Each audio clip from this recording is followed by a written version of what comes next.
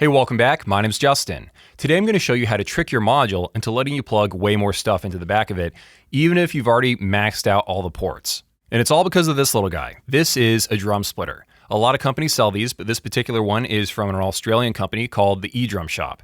What you're going to do is steal something that you probably aren't using, like the rim zone of a tom, and then you're going to give that to another thing, like a cymbal, for example. So now, just with taking away like 3 tom rim zones, which you probably weren't using anyway, you can now add 3 extra crash cymbals without having to buy a second module, which would have cost you like $800.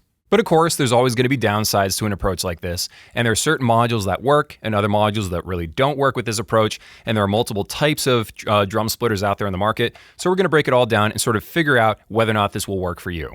Today's video is brought to you by Edrum Center. If you're shopping for a brand new electronic drum set, a used electronic drum set, or even accessories like mesh heads or stands, check them out with my discount link below.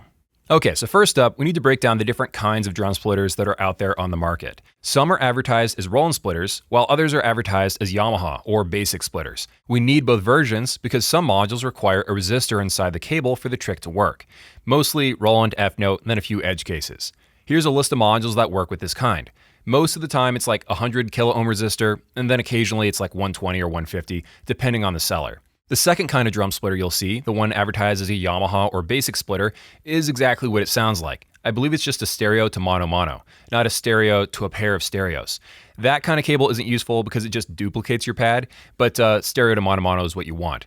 Now, I did my best with these compatibility lists, but as always, double check, do your own research. When in doubt, just check with the seller that you decide to go with because they have more information. The next thing you'll notice is that you can buy a drum splitter sold as a box or as a cable. Turns out they do the exact same thing, so I wouldn't worry about it too much. But if you live in a region where a seller offers both versions and it's just up to you what you want to buy, here's the pros and cons, at least in my opinion.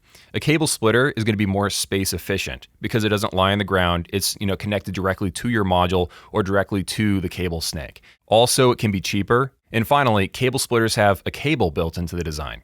But on the other side, splitter boxes are definitely cool because they can be designed to split a bunch of pads all at once. Like for example, this one, you can split 3 pads into 6 in one central location.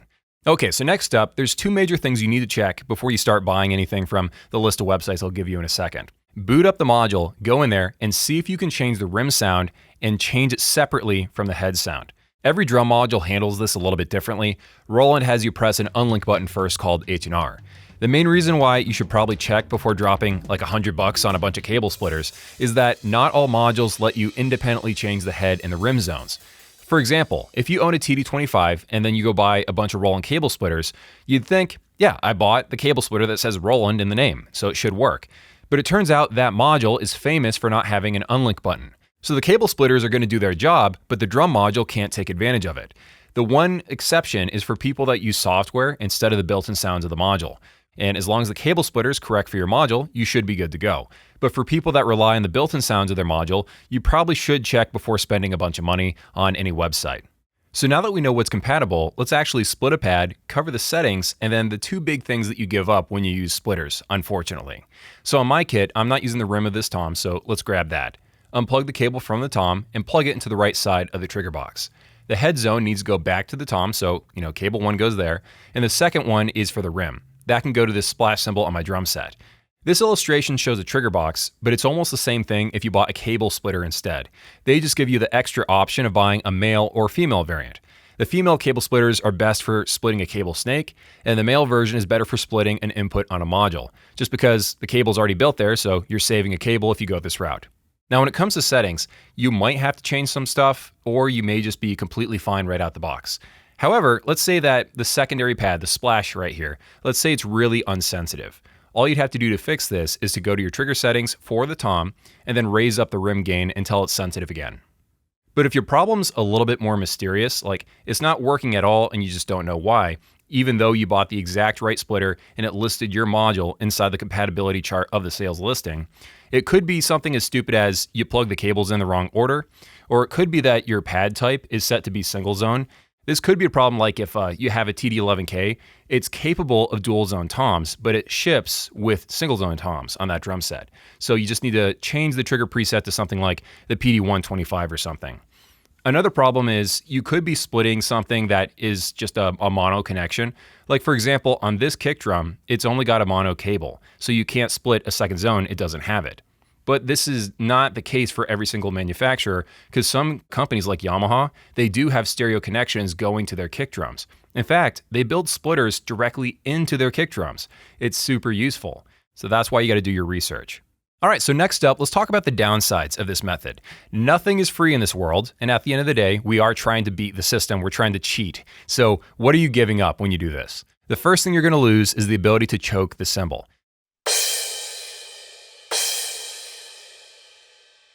The only exception I've seen is that there's a guy named MP Fisher who used to sell these splitters specifically made for cymbals that allow you to retain the choke function. I don't know how he accomplished that, and he stopped selling them somewhere around 2020. But anyway, you're going to lose the ability to choke.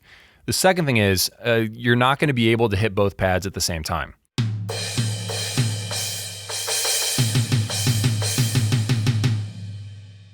At first, this sounds like a really big deal, but honestly, I'm not going to hit high tom 2 and my crash cymbal at the exact same time. It's just not happening.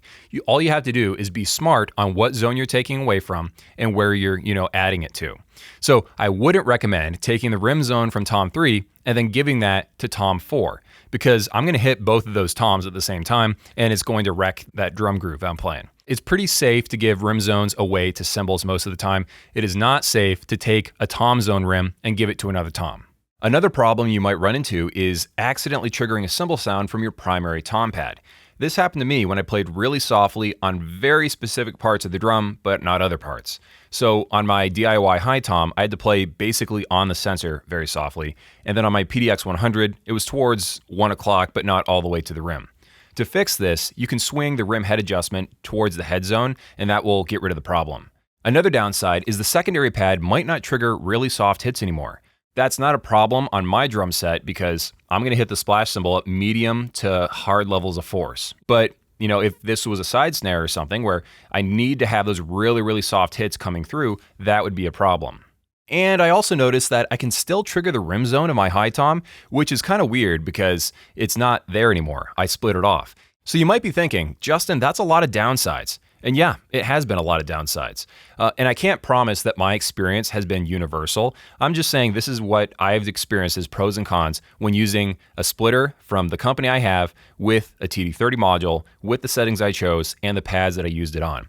Your mileage may vary. Different modules, I guess, would probably interact with a splitter a little bit differently. But it's, undeniable that you will have some downsides if you try to split a bunch of pads in order to cheat your way out of buying another $800 drum module. And then finally, who makes these things? Turns out there's a lot of companies from all over the world that produce these. If you live in Australia, I would check out the Edrum shop. They're the ones that gave me these so I can make this video. Then if you live in the United States, there's Drum Splitters based in Ohio, there's Dolby Drums based in Virginia, and Silverline Audio on Amazon. Meanwhile, if you live in Europe, I would probably check out Drumtech. That appears to be the go-to over there. And also Design a Cable makes these. This is not a comprehensive list. There are other companies I probably left off, but it'll get you started if you're shopping for this sort of thing online.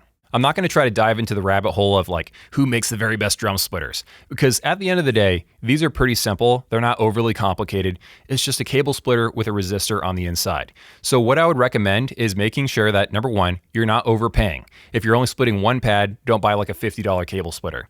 And aside from that, I would just buy from whatever seller is local to you in your country. That's about it for me. Thanks for watching all the way to the end, and I'll see you in the next one.